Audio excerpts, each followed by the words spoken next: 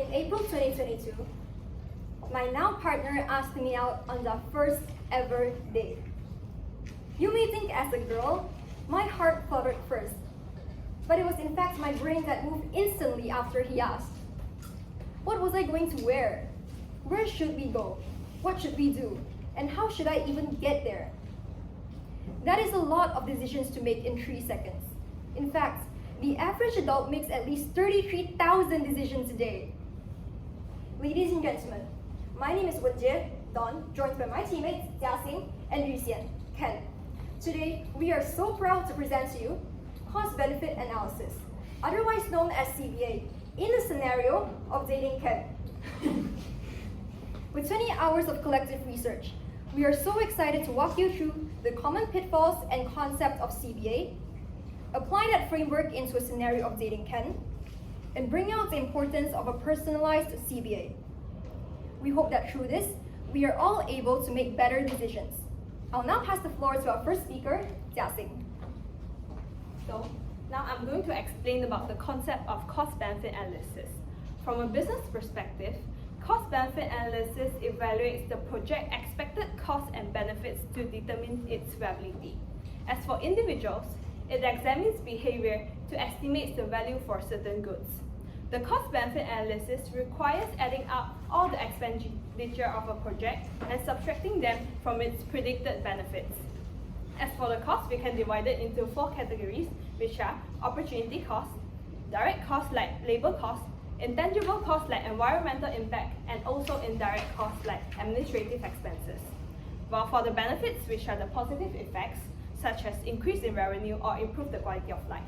As a result, if the benefit outweighs the cost, then it is a good decision to make. If not, one has to reconsider. Therefore, the cost-benefit analysis helps to evaluate these decisions based on data and facts rather than personal bias. And it also helps us to identify less obvious costs like intangible costs and also indirect costs. So, for us to carry out a cost-benefit analysis, there are a few simple steps for us to follow. The first one is to identify your costs and benefits, and the second one is to measure them, and the third one is to weigh them, and the last one is to make your decision. However, there are some common pitfalls to avoid in cost-benefit analysis. People tend to focus too much on proportions more than the value itself, and they also tend to ignore opportunity costs, which are the benefit lost when one option is made over another. So, same goes for dating a man. We should not only focus on what he will give us in monetary terms, but we should also approach the costs and benefits holistically. And now, for us to better elaborate on our cost-benefit analysis, we'll be using a humorous example, which is dating Ken. From our analysis, Ken is supportive, ambitious, honest, and rational, but also materialistic, argumentative, manipulative, and impatient. So, from this analysis, we analyze that Ken's love language is receiving gifts, and this will act as our financial cost. After that, we also analyze that Ken likes deep conversations, and he always values deep, meaningful discussion on profound topics, and this will act as our non-monetary cost, which is also our emotional cost. And lastly, Ken will encourage your dream, and this will act as the development cost, which is also our opportunity cost. And now, I'll pass the floor to our next speaker, Don, for the cost aspect of CBA. Thank you, Jia Xin. As analyzed, Ken's love language is giving and receiving gifts. So it's fairly easy for us to estimate the financial cost of this relationship. We list out a specific basket of goods that Ken would like to receive, their market value, and the frequency of which he wishes to receive over the course of a year. So let's look at this together. From the top, Ken is a huge fan of handmade crafts, such as letters and cards, clay sculptures, crochet figures, in-game purchases such as the League of Legends Standard Skin, self-growth books best represented by Atomic Habits, Ralph Lauren polo shirts, as well as sushi dates. This brings us to an annual cost of 2,825.10 cents to date Ken. Moving on to our emotional costs, which we also identify as our intangible or non-monetary costs. As analyzed by Jia Xin earlier, Ken is somebody who is very argumentative. He will argue with you about anything. He also appreciates in-depth, intelligent, profound discussions. However, In a scenario when an individual expresses her opinions, her beliefs, in an environment where she is constantly judged and criticized, will lead to persuasion fatigue. Persuasion fatigue is a sense of emotional frustration and exhaustion where internal logic is met with external resistance. In this case, Ken's disagreements and disapproval. The person in question here will also experience unreceptiveness towards new information, the sense of frustration leading to a stagnant growth in information expansion. Moving on to our development cost, which we also identify as our opportunity cost. Development here refers to your personal growth in ambition and career. So Ken is somebody who will be your biggest cheerleader. He's very ambitious and will support you to do the same for your dreams. However, in a scenario where an individual is constantly expressed and exposed to such validation and such encouragement, she may intentionally or not intentionally develop a reliance, an unhealthy reliance towards such validation. And the individual in question here thus makes unsatisfactory career decisions leading to unfulfilling goals, unhealthy competition and comparison. Thus, the individual in question loses her sight of genuine dreams and her sense of authority making decisions that are true to herself. Now, to briefly sum up our cost analysis, we see that dating Ken is not only economically taxing, emotionally exhausting, and in terms of development cost, beyond ridiculous. Am I right? There's a possibility that you might have to sacrifice your future for this relationship. Not to mention, Ken is inherently materialistic, argumentative, can't take jokes sometimes, impatient. Cost alone will make a good cost-benefit analysis. I'll now pass the floor to our next speaker, who is also the man in question, Ken, to defend himself on this. Thank you, Don, for this brutally insightful analysis of dating me. It's always nice to hear someone's flaw being presented with such enthusiasm. But as all good economists will tell you, it's not just about the cost. A good cost-benefit analysis requires both sides of the equation. As being shown in this table, the financial benefit, the annual income of dating me is 2,510 cents, which in comparison to what was just being said, there is a deficit of 325 ringgit. However, that doesn't disregard the fact that I am still willing to spend on my loved ones and invest on her happiness. Of course, we are also aware that non-monetary value plays an important role when it comes to measuring benefit. And I would like to mainly highlight two key areas: emotional connection and also relationship transparency. Research has indicated that deep conversation actually creates stronger bonds and fostering firm and deep emotional connection. And like the saying goes, communication is the key to a successful relationship. And through deep conversation, partners are tend to share their fears and desire with one another, hence cultivating relationship transparency and well-being with one another. And of course, it may sound that there's a lot of emotional labor involved, but think of it as a cost-enhanced benefit, which is a term to describe the gaining of benefit through the cost. And yes, in fact, there is fatigue, there is anxiety throughout the process. But if we are without this, how can relationship satisfaction be achieved? Moving on to the development benefit on how dating me can help in your personal growth and development through healthier relationship dynamics and also building better self-discipline.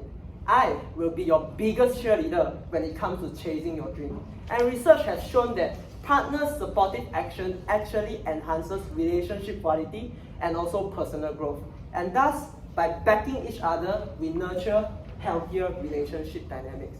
And me, as your partner who is supportive and ambitious at the same time, you will definitely find yourself building better self-discipline through consistency and also growth-oriented effort. And hence, think of it as another form of beneficial input. As my support here not only motivates you in your personal growth, but also provide practical assistance, which all adds up together for our well-being and also success. So, the real question here is, would you all date me? Okay, thank you. Don and Jasmine, please hand over my phone number to those who raise their hand. Okay, to continue. Okay, financially, the cost might slightly outweigh the benefit when it comes to dating me. But in terms of the emotional and development aspect, it may or may not overshadow the cost because we tend to put our personal bias into the evaluation, hence affecting our perception. And hence to the question whether yours should date me is, it depends.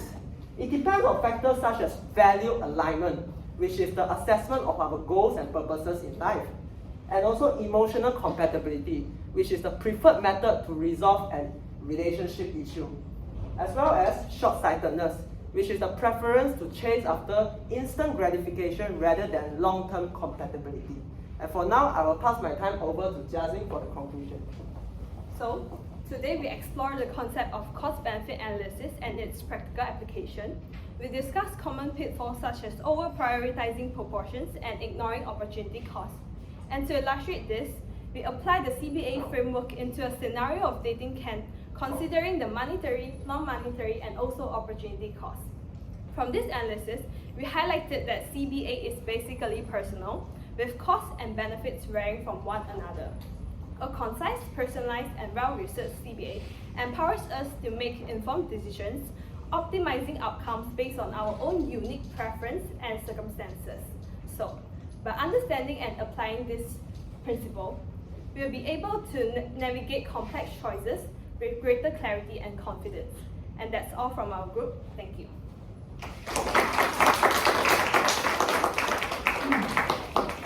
Question? At least 2 questions?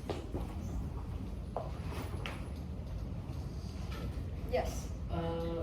Just now you mentioned about the cost-benefit analysis, right? Yes. Of dating can. So can I know what are the limitations of your cost-benefit analysis thing? Okay, first of all, thank you for your question. I'll take that. So cost-benefit analysis is essentially for us to make better decisions. But there are also circumstances where the decision is very obvious. For example, should I study or should I procrastinate?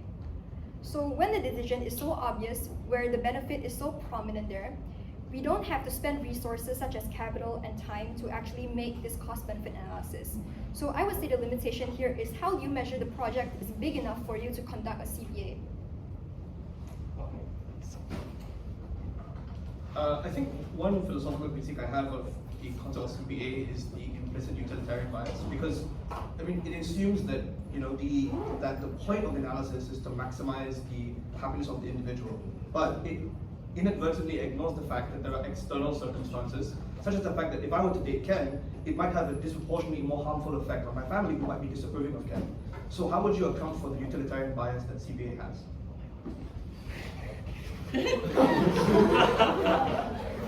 Good question.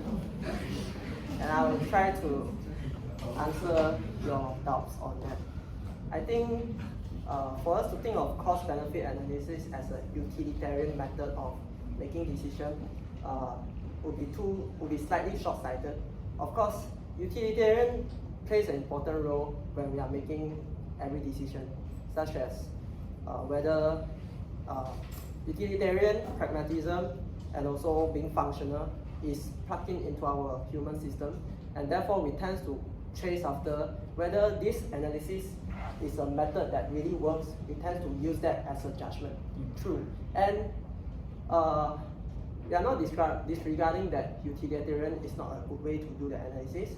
However, based on the CBA cost-benefit analysis, actually it doesn't just come from a place where you just want to see whether it really utilizes, whether it really works. But it comes from a mindset and also a way of thinking and measuring the risk and reward. And therefore, when we are thinking of it, we are not just coming from an approach of utilitarian, but we are also coming from an approach of whether this should lay the foundation to us making a decision. And it could entirely be not related to utilitarian as well. Yeah. Thank you.